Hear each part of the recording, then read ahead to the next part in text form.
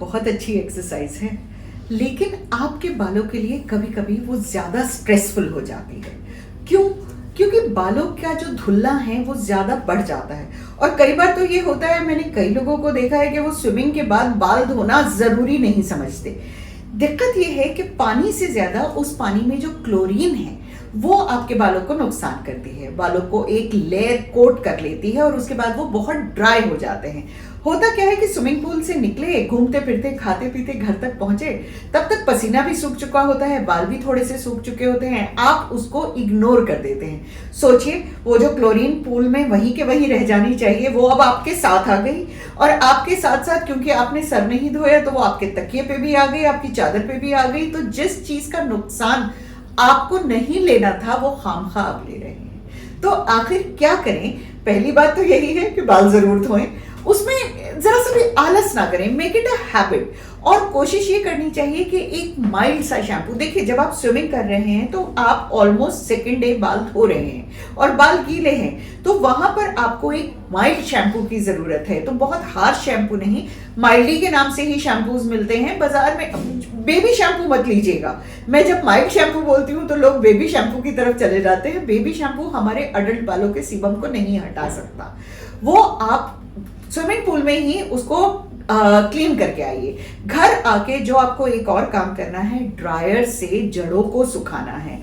कहीं ना कहीं हमारी हिंदुस्तानी मेंटालिटी में ये है कि ड्रायर से बाल खराब होते हैं। सोच के देखिए, अगर गीले बालों से आप ड्रायर को ड्राई करते हैं तो आप सिर्फ नमी को हटा रहे हैं। और आजकल जितना नमी वाला मौसम है, अगर वो नमी बनी रही तो यहीं पर ही अंदर फंगस होगा, फिर डैंड्रफ हो जाएगा, फिर बाल क्लोरीन की वजह से तो गिर ही रहे थे, फिर डैंड्रफ की वजह से गिरने लगेंगे।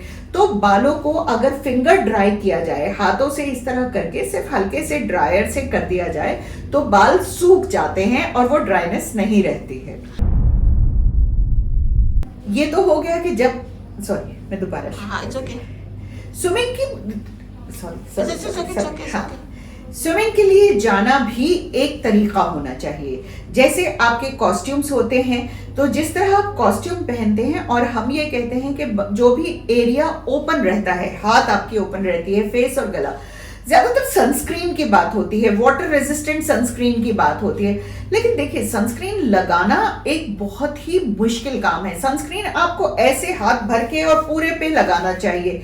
अगर आप उतना नहीं कर पाते हैं और अगर आप धूप में नहीं जा रहे हैं, तो आप कोशिश कीजिए एक हल्का सा thin oil, which can be a baby oil और कोकोनट ऑयल, जो आप ओपन एरियाज पे लगा के जाएं। यही चीज बालों पे लागू होती है। देखिए, आप कितनी भी कैप पहन लें, आपके बाल गीले होंगे ही होंगे। तो बालों को, अगर लंबे बाल हैं उनको बांधिए, एक जगह बांधिए और तेल को हाथ में लेके ऊपर से लगा लीजिए। देखिए, जब एक तेल की लेयर बन गई तो तेल और पानी में एक जो हमारा रिपल्शन होता है, वो क्लोरीन के पानी को आपको बालों को नुकसान नहीं करने देगा। इसके बावजूद तब भी आपको कैप जरूर पहननी है, लेकिन ऑयल लगाने से आपके बाल काफी हद तक उस क्लोरीनेटेड वाटर के नुकसान से बच जाएंगे। मॉनसून जो सीजन होता है वो बाल झड़ने का सीजन होता है, क्योंकि मेजॉरिटी ऑफ द हेयर वो गिरने वाले फेज में चले जाते हैं। जब बाल गिर रहा है ना, उसको दिल पे मत लगाइए, उसको उठा के देखिए, उसकी जड़ में एक व्हाइटिश सी रूट होती है।